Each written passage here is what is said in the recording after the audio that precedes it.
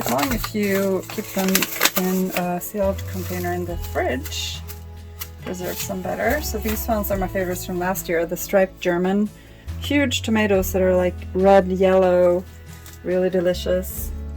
And I think I might actually plant 2 rows of these. So I'm putting six seeds in for each kind of tomato, and it's just because I know not all of them will make it, sadly. And then whatever surplus I have, I will find homes for. So I have friends and neighbors who happily will adopt my seedlings. Also become creative in finding spaces all over the yard, wherever there's sun, to plant some of them as well. Here's also a kind from last year, Black Prince. I think that's one of the darker color. I don't know exactly what it is, but yeah, there's always an element of surprise. And I also started to try to save seeds, so I'm just not really good at that yet. I have a bunch upstairs that are still kind of out in the open and they might not be good anymore, but I'm gonna try to plant some of them and see what happens. So these are all seeds that I have purchased. Most of them are heirloom, all of them are organic. And so some of them it's actually possible. I've also been lucky enough to have some self-seed in the garden itself. In fact, the most well-producing cherry tomato plant last year was not one of the seeds I planted, but it was a self-seeded little plant that I put in the central spot in the garden, and then it just grew tentacles all over the garden. And I had probably, I would say it's close to probably 1,000 tomatoes in total. And they just kept producing and growing new branches, and I had to tie it up all across the center of the garden, and it was kind of fun.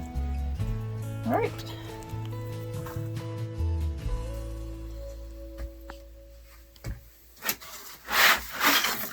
All right, so I am going to repot some of my tomato seedlings.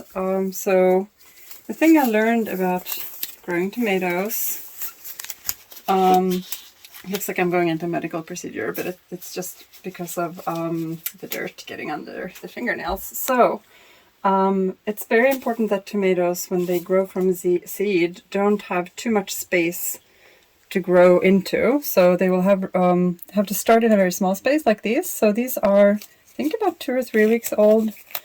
When they're about between 2 and 4 inches tall, you're supposed to put them in a bigger pot that is about 4 inches. And this is the size I typically use. And there's our kitty saying hello. Hi, Fiona. And so I'm going to go ahead and try to see. I have planted 6 seeds of each. Not all of them made it, but I'm going to try to get the biggest ones out.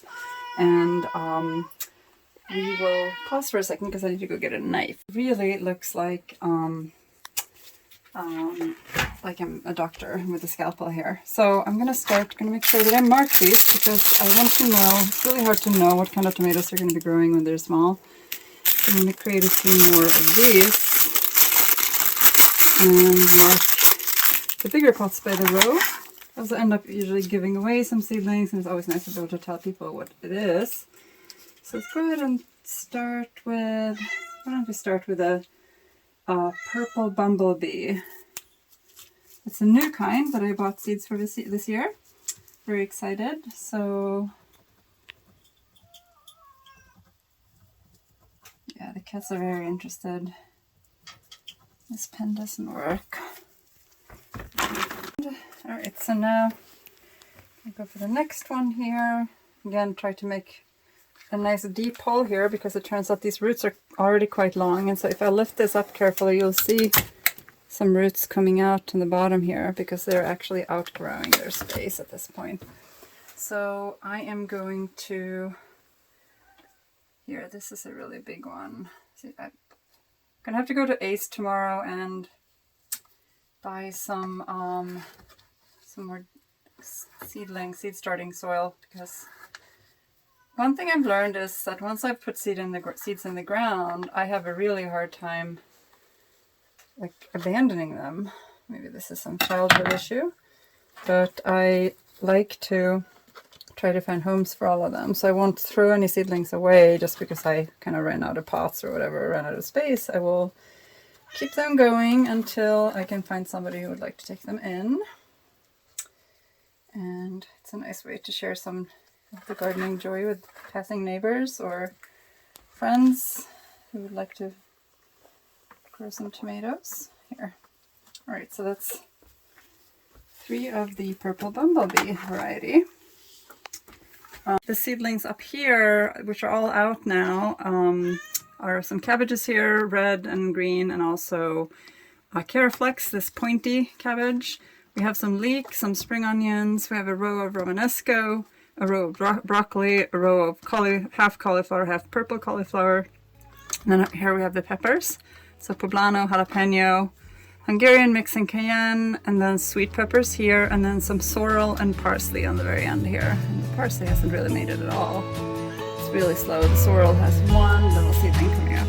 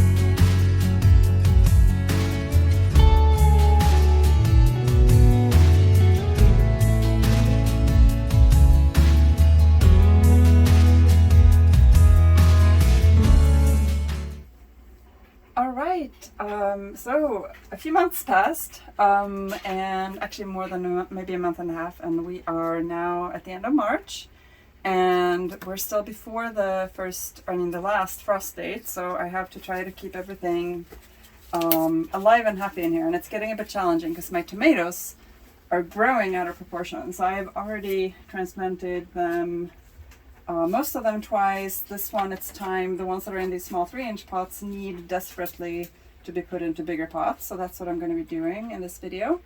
But first I'm going to actually transplant the peppers here, which also are in the even smaller cells still. And there's our cat keeping us company. Hi, Lyra. So to start, I'm going to go ahead and just mix up the seed starting mix here because it was a little too humid, and it's easiest to do actually if you just put a pair of gloves on. Whoops. And then it makes a mess, but alas, such is gardening life. I've also in the meantime been working on the outside garden to expand. I made it bigger inside like the Doctor Who TARDIS.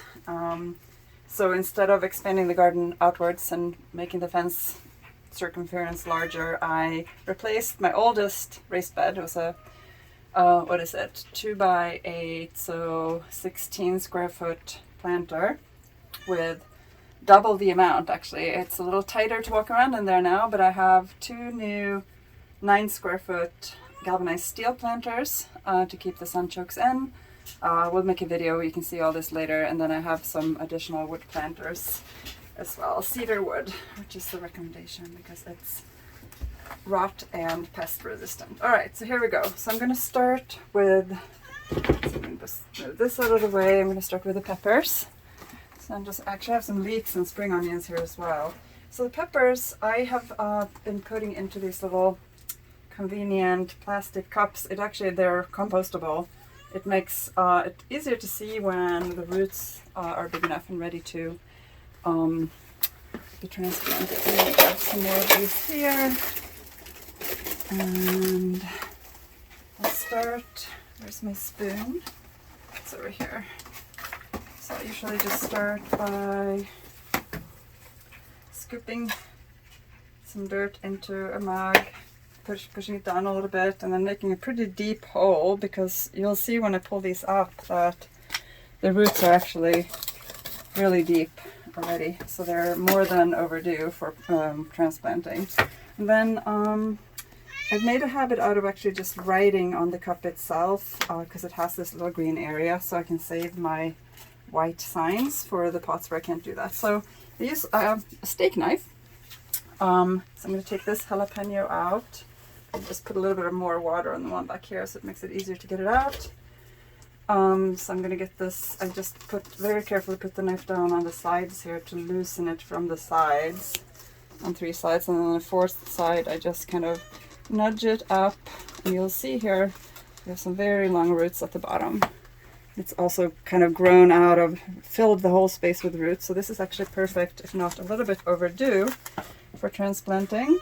So I'm carefully putting this in here, and then filling it up, just gently pushing down a little bit so that it's stabilized. Try to get it straight. I mean, it'll probably straighten out if not, but... And then I try to not make it too tight, but enough so that when it's time to transplant these out into the garden, which will be the next step, probably in a month or so, it's easy to get them out of this. So I'm just going to write on this. This is a jalapeno.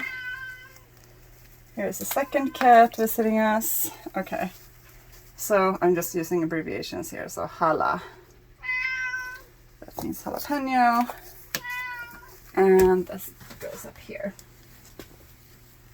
Okay. So actually I just wanted to explain something just so that nobody thinks we are keeping our cats in a cage. So this, we call it the catio litter box area. So the cats are actually coming through what used to be the firewood hole in the wall there, so that we don't have to keep all of our litter boxes in our family room. Whenever we're in here, they want to be with us, so they will come in and just stand there and meow, but they usually also use it for going to the bathroom. All right, so now we're going to do some tomatoes, and so these are also overdue. You'll see when I pull them out that they have roots developed all around the soil. And what I learned is it's important and helpful when you repot tomatoes, especially if they're growing tall, searching for light, to put them down pretty deep. So I have these pots that are, not very wide, wider than what they're in now, but they're very deep, like much deeper than these ones here. So is this one. I'm kind of running out of these bigger pots, so I'm trying to scramble. Also going to use some yogurt containers later on, which is a good substitute. We are going to start with this. Let's start with a big one here. So this one is called Citric. It's a new kind that I'm using, planting this year for the first time. You can already see the roots coming up there a little bit. So what I do is I put dirt in the bottom. So here I've actually gotten some of the raised bed dirt already, mixing it a little with the seed starting dirt, just to get them used to a different kind of soil they're going to be living in later on. So I have this pretty shallow at the bottom here, and then what you do with these is you just kind of hold it carefully, tip it over, squeeze these on both sides, and it'll come out as a whole root ball here. Hopefully, usually it's good if it stays together. This one is falling apart a little, but look at this beauty. Look at all these roots. So carefully putting this in, holding on to the stem a little bit because it's a little unstable, and then just fill it up. I'm going to use some of this from outside. It's now a bit dry, so I need to water this immediately. And hold on to that stem and fill it all the way up, and then kind of pat it down so that it's stable. And voila, there we go. So I just made space up here. I had that tray full. I made I had 12 different kinds of tomatoes this year, and usually put 3 to 6 seeds in each, thinking that not all of them will make it, but almost all of them made it. So my friends and colleagues and neighbors will all get some. Here I have a little sign prepared, some tomato seedlings for me this year. I like to find homes for them whenever I can, I don't like to throw them away, and sometimes that means I end up with tomatoes in weird parts of my yard, including the backyard, which is not necessarily the best spot. Watered that a little bit and I'll put it up there. So we'll do one more. We'll take, this is one of my favorite kinds. It's called a striped German. This one makes these big, like I think I had one that was 1.5 pounds, really, really big tomatoes that are like reddish orange and yellow. When you cut them, then they have this like beautiful artistic pattern. So I'm gonna put one of those in this here. And you noticed I put a little bit of water on that. That will hopefully help hold it together a little better. So this striped German here, I'm going to probably fill up dirt up until a little bit below the lowest true leaf. So here, see the roots coming at the bottom on this one, and this one as well. It's definitely ready. So carefully drop it in there. Make sure that it's somewhat in the middle so you can fill up with dirt all around, so all the roots have dirt around them and not necessarily touching the plastic side of the pot. It just kind of, normally I do this outside, but it's pouring rain today, so we're just gonna have to be prepared to have a little bit of a mess here with dirt all over, but it's life. Dirt is life. And it's full of nutrition so that these beautiful plants will grow up and give us lots of tomatoes this summer and into the fall. What did I say this was? This was striped German. So I'm putting that sign in there. Gonna water it a little bit. All right, and up you go. So there you go. All right. Thank you for watching.